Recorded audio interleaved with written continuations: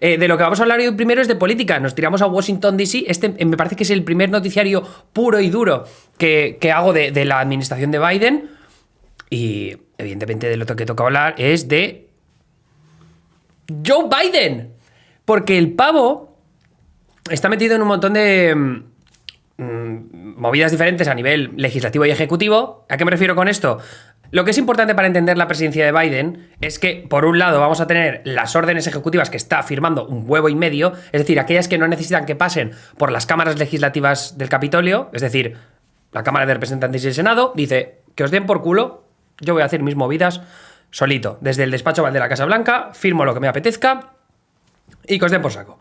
Que esto viene un poco, pues, en concordancia a órdenes ejecutivas que en su momento también firmaron Obama, Bush, Trump, por irnos a presidentes cercanos. Es decir, que las órdenes ejecutivas no es nada bueno, no es nada nuevo. Y los que viváis en otros países, en España también estáis más que acostumbrados a los decretazos, ¿no? Es como los lleváis en España. Bien, pues esto es importante porque es que en este momento Biden está firmando órdenes ejecutivas como si no hubiera un puñetero mañana. Como veis aquí en esta gráfica, mirad, Joe Biden está aquí. Que yo la primera vez que vi esta gráfica dije, muy bien, ¿y qué me estás diciendo? Está aquí. Estas son las órdenes ejecutivas que ha firmado estos días. O sea, comparad, estos son los 100 primeros días de la presidencia de estos tres, ¿no? De Obama, Bush y Trump. No sé si hay alguno, no. O sea, es incomparable. Es a otro puñetero nivel, lo de Biden. Además, esto es de las órdenes que tomó en sus primeros 3. Así que ahora mismo estará pues por aquí, yo creo. Me parece que ya lleva como 30 o más. Vale, pero entonces, volviendo a lo importante, ¿qué está firmando exactamente? Porque sí, bueno, Emilio, es que me estás contando que Biden está firmando muchas órdenes ejecutivas, pero vale, ¿qué están haciendo? A ver, una de las partes importantes que hay que tener en cuenta, no todos son órdenes ejecutivas, por cierto, hay algunos que también son memorandos, ¿no? Memorándums, que en este caso prácticamente tienen a muchos niveles el mismo efecto que una orden ejecutiva. Pero vaya. Una parte importante, un importante grupo de esas órdenes ejecutivas tienen que ver con quitar cosas que puso Trump también a golpe de orden ejecutiva. Por ejemplo, a partir de las próximas semanas lo que vamos a ver mucho son órdenes ejecutivas para cargarse desregulaciones que impulsó Trump durante su presidencia. ¿A qué me refiero con esto? Pues, por ejemplo, en materia de cuánto pueden contaminar las empresas, las compañías, pues decir, Obama había puesto una regulación para la lucha contra el cambio climático y Trump dijo, pues no, la quito. Pues ahora Biden va a hacer, pues no, la vuelvo a poner. Al final esto, o sea, el tema de las órdenes ejecutivas funciona siempre igual. Cada vez que viene una presidencia, si lo anterior está puesto algo que no me gusta con orden ejecutiva, me lo cargo. Es un poco lo que pasó con el DACA, ¿no? El Deferred Action of Childhood Arrivals, que eran los Dreamers, esto de aquellos menores que habían llegado a Estados Unidos de forma ilegal con sus padres, ¿no? Y que ahora pues habían obtenido un permiso de trabajo gracias a un programa, el DACA, de Federal Action for Childhood Arrivals, que lo puso Obama, pero lo puso a través de un memorando también. Pues lo que intentó Trump es cargárselo, pero como la justificación legal para cargárselo era una puta mierda, llegaron al Supremo y el Supremo les dijo, volved otra vez y presentar un caso mejor si queréis que nos carguemos DACA. Al final pues no le dio tiempo a la administración de Trump y no se han cargado DACA. De hecho, ahora mismo Biden tiene planes de fortalecerlo. A ver si es verdad que lo puede hacer, porque aquí sí que va a necesitar la ayuda de las cámaras legislativas. Porque esta es la otra parte importante que os quería dejar clara aquí. No todo lo puedes pasar por orden ejecutiva. No tienes presupuesto ilimitado a través de las órdenes ejecutivas. Por ejemplo, Trump no consiguió pasar dinero para el muro, para la construcción del muro, a través de las cámaras legislativas, que es donde podría haber conseguido más dinero para ello. Entonces, lo que hizo fue redistribuir pasta que estaba yendo para otros lados. Me parece que a través de FEMA, que es el Federal Emergency Management Administration, creo que se dice, que es la Agencia Federal de Emergencias, creo que de ahí condujo un poco de dinero y luego también del Pentágono, ¿no? Chupó dinero del Pentágono y lo envió allí al muro. Bien, pues lo que he dicho, hay limitaciones de lo que puedes hacer con las leyes ejecutivas. Aún así, Biden está apostando mucho por ellas porque sabe que hay un montón de decisiones que no va a conseguir pasar en las cámaras legislativas y que ahora pues se quiere dar prisa. Sobre todo lo que tiene que ver con la pandemia, con la recuperación económica, porque hay que tomar decisiones bastante rápidas, pues para él va a ser bastante mejor, más rápido hacerlo de esa manera. ¿Que te parezca más democrático o menos? Aquí viene la crítica grande. Quiero decir, a Trump y a Obama se les criticó mucho en su momento por gobernar a golpe de decretazo ejecutivo y Biden está pasándose prácticamente todos los récords en estos términos. Así que eso ya es una valoración que tendréis que hacer vosotros. Uno de los primeros apartados, como os decía, era la lucha contra el cambio climático y, por ejemplo, esas regulaciones que se van a poner, pues lo que pueden contaminar los coches, lo que pueden contaminar las grandes empresas, luego también lo que puede contaminar la industria petrolera. Una de las órdenes ejecutivas tiene que ver, por ejemplo, lo que sí que puedes hacer desde la presidencia, desde la Casa Blanca, es tomar decisiones sobre propiedades federales. Una de las órdenes primeras era un mandato federal para que se tenga que usar mascarilla obligatoria en propiedades federales. El otro apartado en el que va a funcionar, de hecho, es lo que ha dicho Biden, que no va a dejar que se vuelvan a arrendar tierras para la exploración petrolera. Federales, evidentemente. No puedes decir nada de las propiedades privadas y si lo dices ahí te metes en un berenjenal bastante importante con el Supremo, con los tribunales judiciales. O sea, quiero decir, prohibir que se arrenden terrenos en propiedades federales en todo el país es bastante relevante. Claro, pero aquí muchas de estas decisiones que está tomando Biden pueden sonar como de la polla, pero también tenemos que ser conscientes de que Trump hizo bastante a lo largo de sus 4 años como presidente a nivel de dejar que se usen propiedades federales o terrenos federales para la exploración petrolera o de gas natural, el llamado fracking, ¿no? Del que hablamos mucho en su momento con Pensilvania. Tiene una región bastante importante de fracking, ¿no? Que es todo esto de meter ahí para sacar gas, hacer que exploten las bombonas. Esto no lo voy a explicar mucho porque si no me voy a meter en un lío y no vamos a hacerlo. Pero eso por ejemplo, es un caso, ¿no? Que Biden no va a ser capaz de cambiar muchas de las cosas que ya permitió Trump a lo largo de su presidencia. De la misma manera, ayer estuvo firmando órdenes ejecutivas que tienen que ver con la igualdad racial, ¿no? Y una de las decisiones más importantes tenía que ver con que va a dejar que expiren todos los contratos que había entre el Departamento de Justicia, evidentemente a nivel federal, ¿no? De fiscales generales, fiscales federales, del FBI.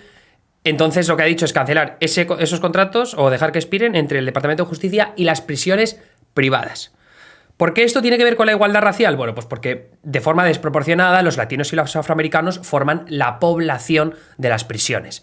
¿Qué pasa? Que esto no tiene que ver, por ejemplo, con los contratos que hay entre el Departamento de Seguridad Nacional, que lidia con el tema de inmigración, y las prisiones privadas. Que ahí hay un tema súper controvertido que tiene que ver con los centros en los que encarcelan, básicamente, a aquellos que se han colado de forma ilegal en Estados Unidos. Entonces, claro, quiero decir que el titular es súper bonito, pero también seamos conscientes de las limitaciones. Parece todo muy progresista en principio y es verdad que son pasos en positivo en determinados aspectos, dependiendo de cada uno lo que quiera reformar. A mí que reformen el sistema de justicia criminal en Estados Unidos me parece imprescindible. Además es una decisión, o sea, quiero decir, es una iniciativa bipartidista. Rand Paul, el senador republicano Rand Paul, es un tío que lleva luchando por la reforma del sistema de justicia criminal desde hace años, porque hay muchísima gente en prisión con delitos menores de drogas que son una mierda y que tienen condenas de 10, 15, 40 años, que es una barbaridad. Entonces todo eso hay que reformarlo y está muy bien. Como digo, eso es alguno de los aspectos que se pueden dar primeros pasos en positivo con decisiones ejecutivas como las que está tomando Biden, pero aquellos que, por ejemplo, seáis muy progresistas, cálmense los dientes porque esto de momento no es nada especialmente trascendental. Es decir, es un cambio llamativo con respecto a lo que ha hecho Trump, porque Trump tomó decisiones bastante polémicas para los demócratas, ¿no? Pero no son cambios radicales. Es un error garrafal creer que Biden es una especie de Jesucristo. Ahora, lo que puede hacer y lo que se le permita hacer. Como dices, el señor Trump en 4 años la lió bastante gorda. A ver, como digo, o sea, a nivel ejecutivo se pueden cambiar bastantes cosas y me parece que Biden va a luchar en estos primeros 100 días para cargarse, sobre todo lo que tiene que ver con la desregulación del tema de la lucha contra el cambio climático, que ahí Trump fue un absoluto destroyer. Que esto, claro, depende de a quién le preguntes, porque si tú a nivel ideológico defiendes que las empresas tengan más libertades para hacer lo que quieran, ¿no? Y no quieres que estén pendientes de, por ejemplo, las pequeñas y medianas empresas que al final, si tienen que responder a muchas regulaciones, se tienen que gastar más dinero para mejorar, por ejemplo, maquinaria previa que tenían desde hace muchos años y ahora mismo no están ganando suficiente dinero para hacer esos cambios y al mismo tiempo no reciben subvenciones para hacerlos, pues claro, las regulaciones a veces pueden ser un impedimento en el crecimiento de esas empresas y eso atenta contra la libertad económica de las mismas. Entonces, desde un punto de vista más conservador o más liberal, no progresista, liberal, ¿no? En el concepto económico, pues esto lo de Trump te viene bien y lo que quiere hacer Biden no te gusta tanto, salvo que creas, como yo, que el mundo se está yendo a tomar por culo y que algo hay que hacer. Pero claro, también tienes que ayudar a las empresas, ¿no? Vale, eso por un lado. Apartado ese tema, ahora lo que hay que hablar es qué pasa a nivel legislativo, porque ahí es donde de verdad se puede cambiar el país. Y aquí vamos a las limitaciones de siempre de Biden. Biden tiene una mayoría demócrata muy cortita en la Cámara de Representantes, pero suficiente para pasar todo lo que quieras, ¿no? Porque con mayoría simple en la Cámara de Representantes puedes pasar prácticamente de todo. El problema lo tienes en el Senado, donde, como ya he dicho miles de veces, el filibuster impide que pases proyectos legislativos ambiciosos. El primer plan así importante del que se está hablando es el nuevo paquete de estímulo del coronavirus, que en este caso me parece que sería el cuarto. Los demócratas quieren aprobar un paquete de estímulo de 1,9 billones de dólares, trillions que dirían en Estados Unidos. Un billón para nosotros en España es un millón de un millón. Un trillón es un millón de un millón para ellos en Estados Unidos. Pero bueno, eso es otro tema de otro día. Entonces, para recordar así a grandes rasgos, el filibuster legislativo lo que te impide es pasar un proyecto de ley medianamente ambicioso en el que tengas que gastar mucha pasta, que te endeude a más de, me parece que son 5 años, me parece que es. Luego también que cambies temas de ley, leyes previas, por ejemplo, que las retoques y cosas así, necesitas 60 votos, ¿no? Entonces, 60 votos, los demócratas solo tienen 50 escaños en el Senado, así que si no consigues esos 60, te lo bloquean, te hacen el filibuster. Entonces lo que se está hablando mucho es de los demócratas, de la idea de cargarse el filibuster con la opción nuclear, el filibuster legislativo en este caso. Porque hace unos años estaba también el filibuster a nivel de nominaciones judiciales, es decir, necesitaba 60 votos para aprobar o confirmar, que se dice en el Senado, jueces para los tribunales federales, también jueces para el Supremo, pero los demócratas y los republicanos, respectivamente, se lo cargaron. 2014 o 2013 y luego 2017. Entonces ahora lo único que queda es el filibuster legislativo que impide que se pasen acuerdos de un solo partido a través del Senado, proyectos de ley. Esto lo que crea es que tenga que haber cierta negociación entre los dos partidos para pasar un proyecto de ley medianamente grande. Y en este caso, por ejemplo, si pensamos en los 2 primeros años de la administración de Trump, Trump tenía la mayoría en el Senado con Mitch McConnell y la mayoría en la Cámara de Representantes con Paul Ryan. Esto hablo de 2017-2018. Y sin embargo, en esos años, pudiendo haberse cargado el filibuster legislativo, no lo hicieron así.